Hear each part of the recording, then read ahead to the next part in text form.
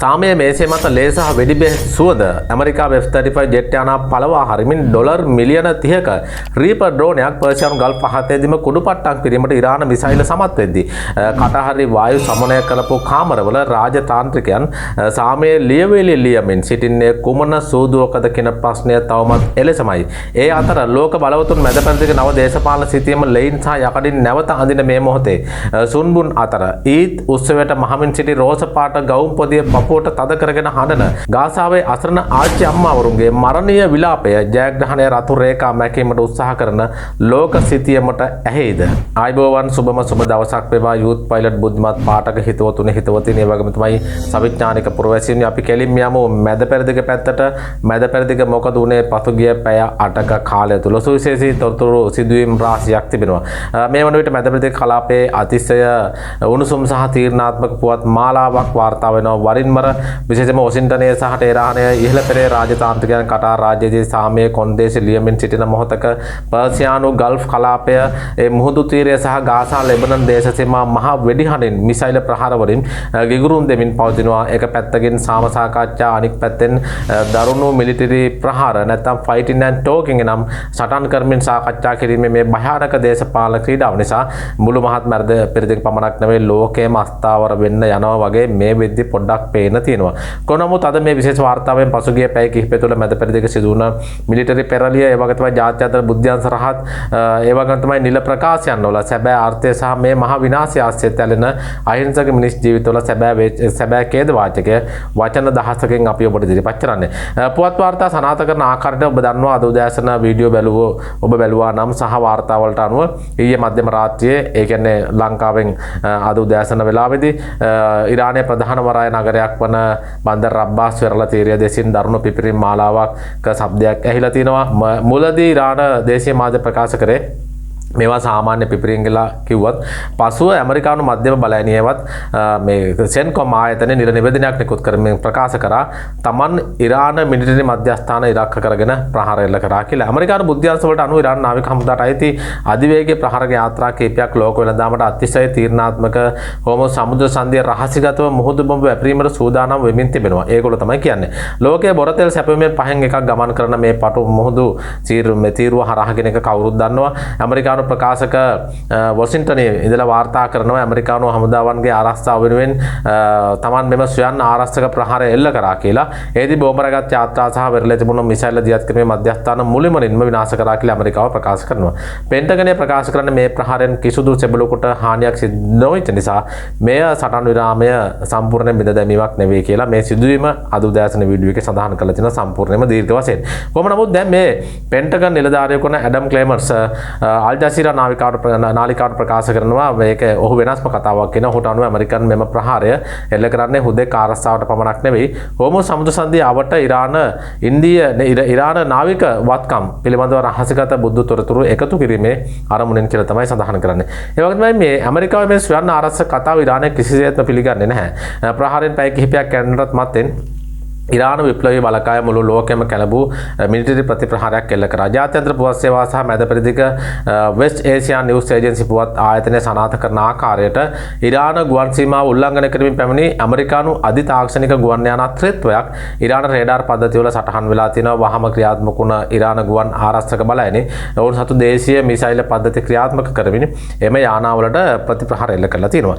එහි ප්‍රතිඵලයක් විදිහට ඇමරිකානු ඩොලර් මිලියන 30ක් පමණ වටිනා ලෝකයේ තිබෙන ඉහළම තාක්ෂණ යොනුත් MQ9 රීප වර්ගයේ නියමන රහිත ඔත්තු බැලීමේ ඩ්‍රෝන යානයක් මිසයිල ප්‍රහාරකයේ මුළුමනින්ම බිම හෙලීමට ඉරානය සමත් වෙනවා.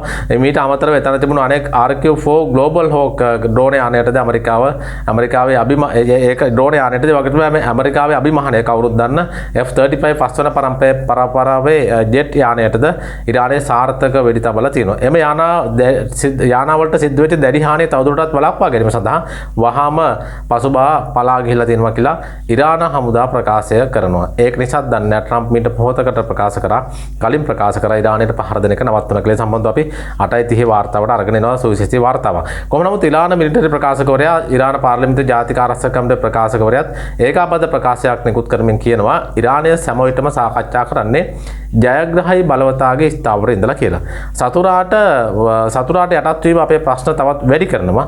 අපේ රතු රේඛා කිසියෙකුටත් උල්ලංඝනය කරන්න ඉඩ දෙන්නේ නැහැ කියලා තමයි ඔහු සඳහන් කරන්නේ. ඇමරිකාව නැවතත් මෙවැනි ප්‍රහාර එල්ල කළොත් අපේ ප්‍රතිප්‍රහාරය මේ කලාපයෙන් ඔබට ගොස් වඩා දරුණු වෙන්න පුළුවන් කියලා ඔවුන් අනතුරු හඟවනවා.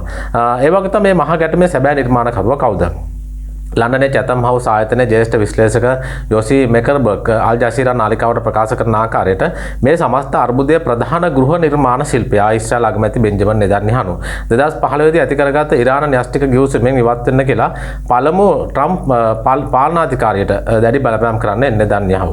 එතනින් ආරම්භ වුණ මේ වැරදි තීන්දුව අද මුළු මැද පෙරදිගම මහා යුද්ධයකට ඇද දාලා තියෙනවා. දැන් ඇමරිකාව සහ ඉරානය අතර කටහරි පැවතුන සාමසාකච්ඡා සාර්ථක වුණොත් ඒ නෙතන්යාහුට බලවත් බියකරු සීනයක් වගේම ඉන්ටර්නැෂනල් ක්‍රයිසිස් ගෲප් ඒ ජ්‍යෙෂ්ඨ විශ්ලේෂක මයිරෝ සොන්සින් ප්‍රකාශ කරනවා මේ සාමගිවිසුම මගින් ඉරානයේ පාලන තන්ත්‍රය වෙනස් කිරීමට හෝ ඔවුන්ගේ න්‍යෂ්ටික බලය සම්පූර්ණ විනාශ කිරීමට ඊශ්‍රායලට තිබෙන අවස්ථාවම අහිමි වෙනවා කියලා මේ සාමසාකච්ඡා සාර්ථක වුණා. තම දේශපාලන බලය රැක ගැනීම සඳහා නෙතන්යාහු දැන් වෙනත් දේශකට යුද්ධය හරවලා තිබෙනවා. ඔහු ලෙබනනයේ හිස්බුල්ලා සංවිධානයට එරෙහිව දරුණු ප්‍රහාර එල්ල කිරීමට නියෝග කරලා තියෙනවා. ඊශ්‍රායල හමුදාවේ අතිරේක බලයට වහම කැඳවමින් දකුණු ලෙබනනයේ මස්ගාරා අනර්නෝන් යොහොම්මෝර් ඒ වගේ තමයි බියුෆෝටස් බලකටුව අසලට එල්ල වෙච්ච ඊශ්‍රායල ගුවන් සහ කාලතොක්ක ප්‍රහාර වලින් මේ වනවිට පුද්ගලයන් 12 දෙනෙකු ජීවිතක්ෂයට පත් වෙලා තිනවා මේ පසුගිය පැය 8 තුල. මේ අතර ඩොනල්ඩ් ට්‍රම්ප් සිය ට්‍රූත් සෝෂල් මාධ්‍යකින් මොසේ අමුතුම ප්‍රකාශයක් කළා තිනවා ඉරානයේ සතු ඉහළ ප්‍රතිශතයකින් යුත් සෙලෙස්ටියල් යුරේනියම් තොගය ඇමරිකාවට ලබා දෙන්න ඕන. නැතහොත් ඉරානයෙන් පිටත වෙනත් පිළිගත හැකි ස්ථානයකට රැගෙන ගොස් ජාත්‍යන්තර පරමාණු බලශක්ති ඒජන්සිය නිරීක්ෂණය යටතේ විනාශ කරන්න ඕන කියලා දැන් ඔහු තව කතාවක් කියනවා. මේ සඳහා පාකිස්තාන වෙන රටවල් මැදිහත් වෙමේ සූදානම් වොත් පවතිනවා කියලා තමයි කියන්නේ. ඒ වගේ තමයි ජෝර්ජ් ටවුන් විශ්වවිද්‍යාලයේ මහාචාර්ය පෝල් මොස්ග්‍රේජ් පෙන්වලා දෙන්නේ මේ යුද්ධය පිටිපස්සේ ඇමරිකානු පාලන තන්ත්‍රයේම පවතින අභ්‍යන්තර බෙදීමක් තියෙනවා කියලා.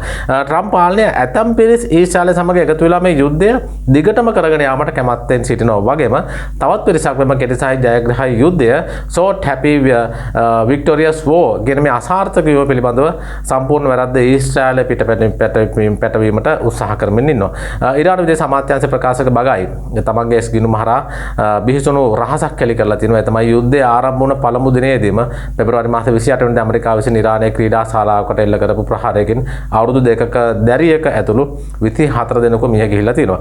ඇමරිකාව මෙහිදී භාවිතා කරන්නේ මම මේක උදේ ප්‍රකාශ කරා. නමුත් ඇමරිකාව මෙතෙත් භාවිතා කරන්නේ ටන්ස්ටන් කුඩා උණ්ඩ නැත්නම් අධික වේගෙන් සෑම අතටම විසිවන අලුත්ම මාරාන්තික ආයුධ පද්ධතියක්. ඔවුන් කලේ ඉරාන සිවිල් වැසියන් යොදාගෙන තමන්ගේ අලුත් ආයුධවල විනාශකාරී බලය පරික්ෂා කිරීම. මේ දරුණු යුද අපරාධයක්යි බගයි චෝදනා කරනවා. ඉරානයේ අගනුවරවන ටෙහෙරාන්නේ සිට වාර්තා කරන ආකාරයට ඉරානයේ නව උත්තරීතර නායක මුස්තෆා ඛමේනි විසින් නිකුත් කරන ලද විශේෂ ප්‍රකාශය පිළිබඳව අවධානය යොමු කරොත් ඔහු කියනවා විශේෂයෙන්ම බලයට පත් වෙමින් පස්සේ කිසිදු දිනක කැමරාවක් ඉදිරියට පැමිණලා නැති මුස්තෆා ඛමේනි සිය ටෙලිග්‍රෑම් නාලිකාව ඔස්සේ ප්‍රකාශ කරනවා මැද පෙරදිග රාජ්‍යයන් මින් ඉදිරියට ඇමරිකානු මිලිටරි කඳවුරු වලට කඩතුරාවක්ව පලියක් වන්නේ නැහැ කියලා ඒ වගේ ප්‍රබල තරජනයක් කරනවා. කාලයේ දෑකැත්ත ආපස්සට කරකවන්න බෑ.